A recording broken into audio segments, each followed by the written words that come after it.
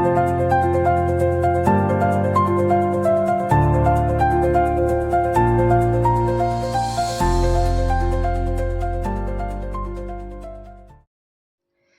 All, welcome back to மாலை பொழுது YouTube channel.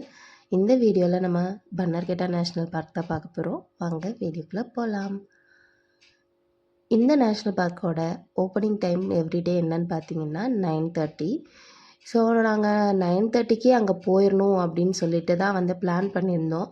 But வந்து காலைல வந்து 9க்கு தான் வீட்டிலேருந்தே ஸ்டார்ட் பண்ணோம். ஸோ அங்கே போய் ரீச் ஆகையில் 10:30 கிட்ட ஆயிடுச்சு.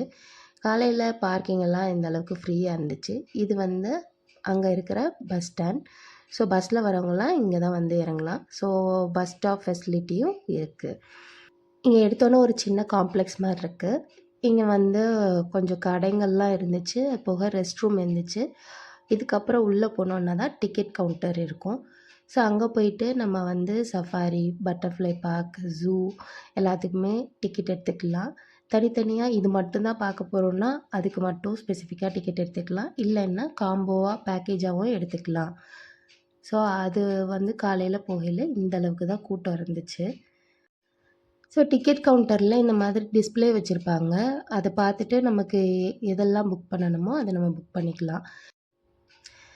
டிக்கெட் எடுத்துகிட்டு சஃபாரிக்கு பஸ் ஏறுறதுக்காக போயாச்சு.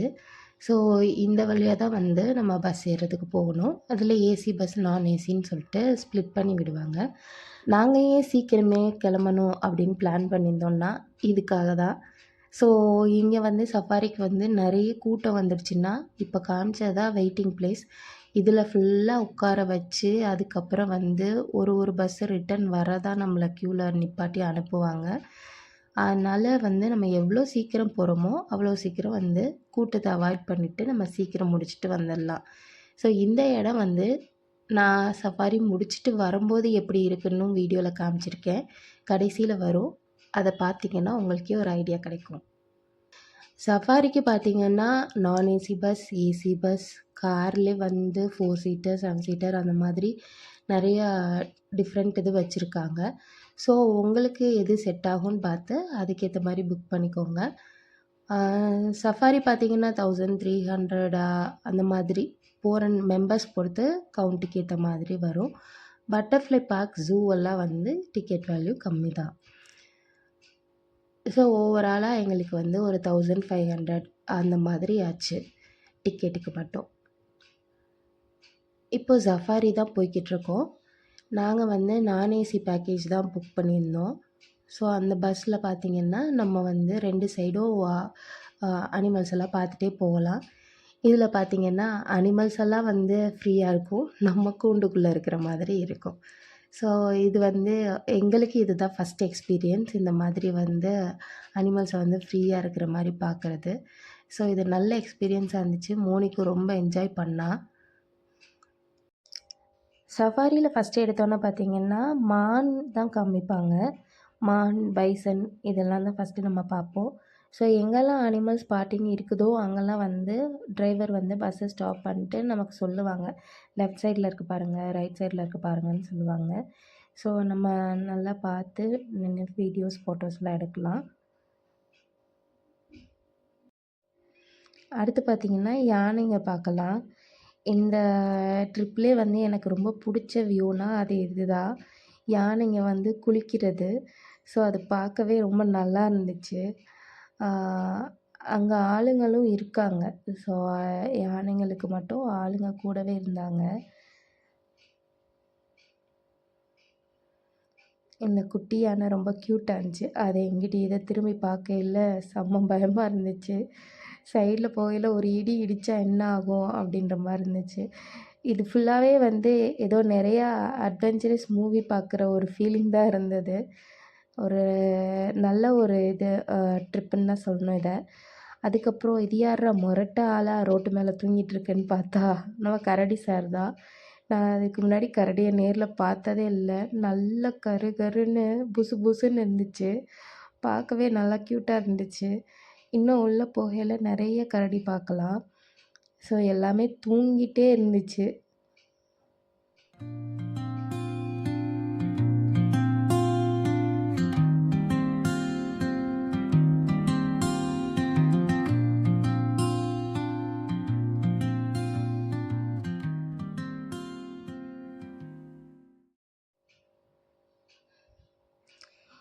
யார்ரா நீங்க இப்படி குடும்பமா தூங்கிட்டே இருக்கீங்கன்ற மாதிரி எல்லாம் ஒரு ஒரு டைரக்ஷனில் படுத்து தூங்கிட்டே தான் இருந்துச்சு.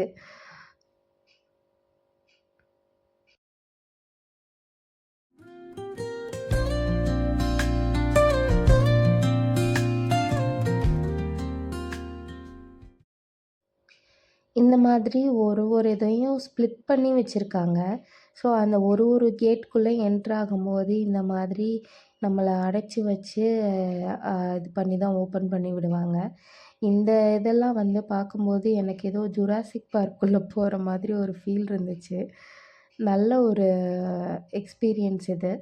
ஸோ கிட்ஸ்க்கு வந்து லீவு கிட்ஸ்க்கு மட்டும் தான் இல்ல, பெரியவங்களுமே ஒரு நல்லா வந்து என்ஜாய் பண்ணக்கூடிய இடம்னு தான் நான் சொல்லுவேன். இது வந்து ஒரு ஃபுல் டே வந்து உங்களுக்கு வந்து நல்ல ஒரு சுத்தி பார்க்குறதுக்கு ஒரு நல்ல ஒரு இடம் இது.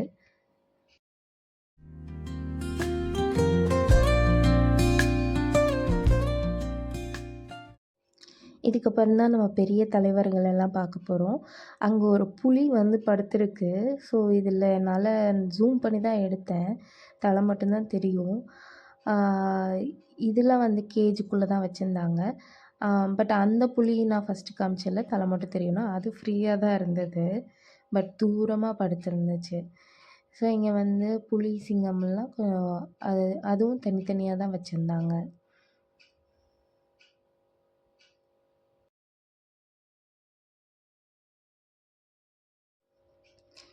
நெக்ஸ்ட்டு பார்த்திங்கன்னா, நம்மளோட தலைவர் காட்டுக்கே ராஜா சிங்கம் தான். எப்படி படுத்திருக்கு பார்த்தீங்களா? அது ஃப்ரீயாக தான் படுத்திருக்கு. கேஜ் கிடையாது.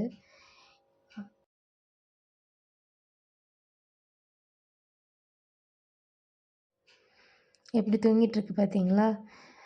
நம்ம படிக்கிறப்ப சொல்லுவாங்க, ஆண் சிங்கம் வந்து ரெஸ்ட்டு தான் எடுக்கும், பெண் சிங்கம் தான் வேட்டையாடிட்டு வரும் அப்படின்னு. அது மாதிரி இங்கே பெண் சிங்கம் தான் ஆக்டிவாக இருந்துச்சு. ஆண் சிங்கம்லாம் தூங்கிட்டு தான் இருந்தது. ஸோ இது வந்து இந்த பஸ்ஸுக்கு பக்கத்துலேயே ஒரு சிங்கம் இருந்துச்சு. அதை தான் எடுக்க ட்ரை பண்ணேன். ஸோ இப்போ தெரியும் பாருங்கள். இது படுத்திருக்கு பார்த்தீங்களா? இது வந்து பெண் சிங்கம்.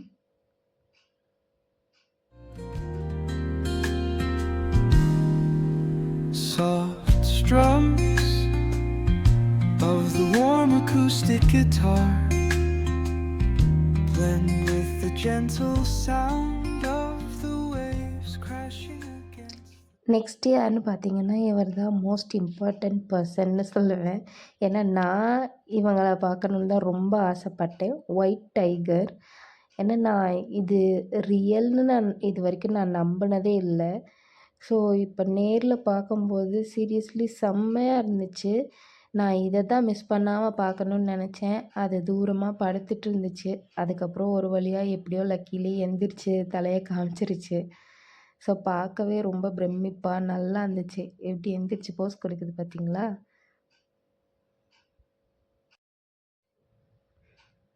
இது பார்த்திங்கன்னா பெங்கால் டைகர். ஸோ நல்லா பெருசாக இருந்துச்சு. இது வந்து நான் ஜூம் பண்ணி காமிக்கிறனால உங்களுக்கு சின்னதாக தெரியுது. செம்மையாக இருக்குல்ல? அதுக்கப்புறம் நிறைய டைகர்ஸ்லாம் அந்த மாதிரி கேஜில் வச்சுருந்தாங்க. சஃபாரி முடிச்சுட்டு நம்மளை ட்ராப் பண்ணுற இடத்துக்கிட்ட தான் பட்டர்ஃப்ளை பார்க் இருக்கும். ஸோ இறங்கிட்டு அப்படியே உள்ளே நடக்க ஆரம்பித்தோன்னா தூரத்தில் வந்து அந்த பட்டர்ஃப்ளை டோம் மாதிரி ஒன்று வச்சுருப்பாங்க. ஸோ உள்ளுக்குள்ளே ஃபுல்லாக ஃப்ரீயாக பட்டர்ஃப்ளைஸை வந்து அங்கங்கே சுற்றிட்டுருக்கும். ஸோ நம்ம அதெல்லாம் பார்த்துட்டு அங்கனக்குள்ளே ஃபோட்டோஸ்லாம் எடுத்துக்கலாம்.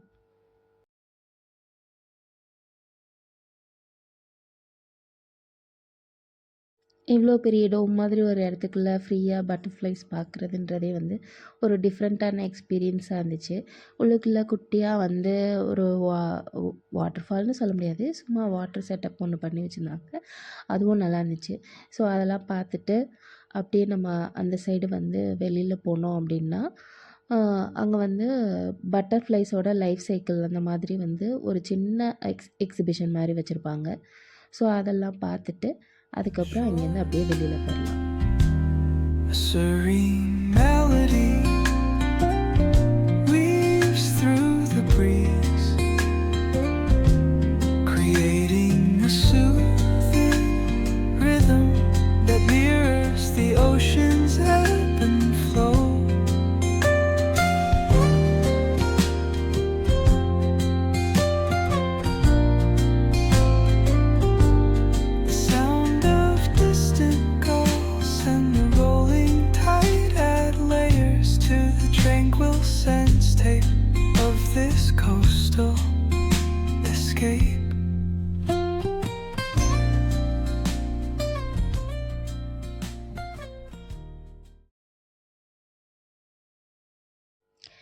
Different types of butterflies and life cycle of butterflies இதெல்லாம் பார்த்துட்டு, அந்த ஃபிஷ் டேங்க் அதெல்லாம் பார்த்துட்டு அப்படியே வெளியில் வந்தோம் அப்படின்னா, இன்செக்ட்ஸ் வச்சுருந்தாங்க.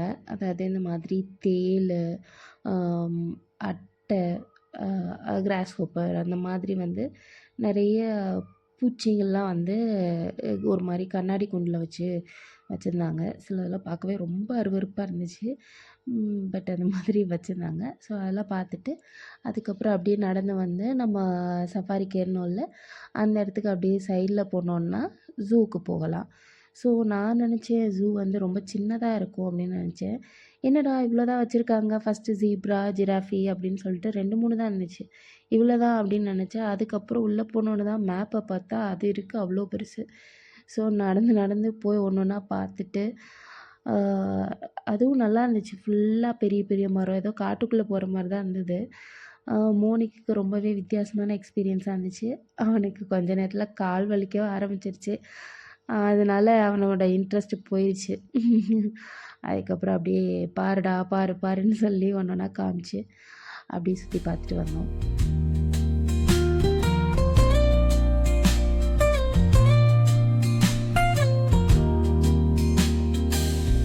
Let the music guide you into an untouched paradise where stress dissolves like footprints in the sand.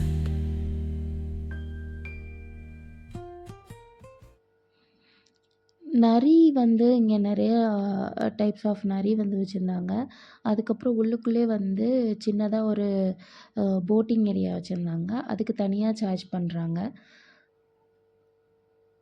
அது மாதிரி மானும் நிறைய இருந்துச்சு.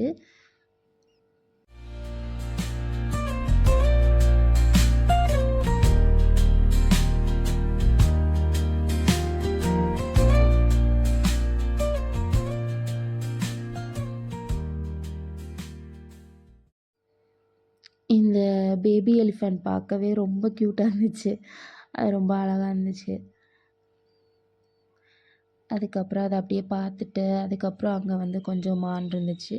அதையும் பார்த்துட்டு அப்படியே கொஞ்சம் மேலே ஏறி வந்தோன்னா க்ரோக்கடைல்ஸ் இருந்துச்சு. அதெல்லாம் பார்த்துட்டு க்ரோக்கடைல்ஸ், அலிகேட்டர் அதெல்லாம் இருந்தது. அதெல்லாம் பார்த்துட்டு அப்படியே மெதுவாக எக்ஸிட்டுக்கு வந்தோம். புலி, சிங்கம் இது 2யும் பார்க்குறதுக்கு தான் செம்ம கூட்டம். அது சிங்கம் புலிகிட்டலாம் வந்து அவ்வளோ பேர் குமிஞ்சு நின்னாங்க. அந்த உட்காந்துருக்க புலி வந்து திரும்புகிறப்பெல்லாம் எல்லோரும் அந்த கிளாப்ஸ், அந்த விசில் அவ்வளோ சவுண்டு கொடுத்து அவ்வளோ இது பண்ணி பார்த்தாங்க. அதுக்கப்புறம் இந்த சிங்கத்தை பார்த்துட்டு அதுக்கப்புறம் பார்த்திங்கன்னா சைடு ஃபுல்லாக பேர்ட்ஸ் வச்சுருந்தாங்க. நிறைய டிஃப்ரெண்ட் டைப்ஸ் ஆஃப் பேரட்ஸே வந்து நான் பிங்க் கலர் பேரட்லாம் பார்த்ததே இல்லை. நல்லா இருந்துச்சு பார்க்குறதுக்கு. ஸோ அது பெரிய பெரிய பேரட்ஸு. அதுக்கப்புறம் கோழி, சேவல்லே நிறைய வெரைட்டி இருந்துச்சு. நிறைய பெரிய நீளமான ரெக்கை வச்ச இதெல்லாம் ஏதோ மயில் மாதிரி இருந்துச்சு. பட் பார்த்தா அதுவும் ஏதோ கோழி வகை மாதிரி தான் போல். ஸோ அது எல்லோ கலரில் அதுவும் பார்க்கவே ரொம்ப நல்லா இருந்துச்சு. அதுக்கப்புறம் இதே லைனில் வந்து மங்கீஸ் அதெல்லாம் வச்சுருந்தாங்க.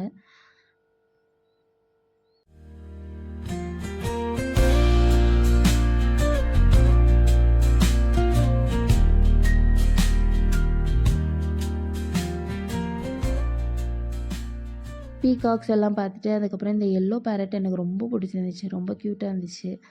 அதுக்கப்புறம் இந்த அலிகேட்டர்ஸ் பார்த்தோம். இது அப்படியே அசையாமலே மண்ணு மேலே படுத்தே கிடந்தது. அதுக்கப்புறம் இது ஒரு சென்னை கிண்டி பார்க்கில் இருக்கிற மாதிரி பெரிய ஒரு இது மாதிரி வச்சு அதுக்குள்ளே நிறைய பேர்ட்ஸ் இருந்துச்சு. அதுக்கப்புறம் எக்ஸிட்டில் வந்துட்டு பார்த்தா இது என்ன இங்கேருந்தோ நிறைய பேர் நிற்கிறாங்களே அப்படின்னு சொல்லிட்டு பார்த்தேன். எனக்கு சுத்தமாக அடையாளம் தெரியல இது என்ன இடம்னு. அதுக்கப்புறம் தான் கவனித்தேன் இதுதான் நம்ம ஃபஸ்ட்டு டிக்கெட் எடுத்த இடம். நாங்கள் ரிட்டன் வரும்போது ஒரு 2 மணி அந்த மாதிரி இருக்கும். ஸோ அந்த டைம் பார்த்திங்கன்னா செம்ம க்ரௌடு. அந்த டிக்கெட் எடுக்கிற இடமே வந்து அவ்வளோ பேர் நின்றுட்டு இருந்தாங்க. நாங்கள் நல்ல வேலை சீக்கிரம் வந்துட்டோம், கிரேட் எஸ்கேப் அப்படின்னு அப்படியே நாங்கள் கிளம்பிட்டோம். இந்த வீடியோ உங்களுக்கு பிடிச்சிருந்தா லைக் பண்ணுங்கள், ஷேர் பண்ணுங்கள். தேங்க்ஸ் ஃபார் வாட்சிங்.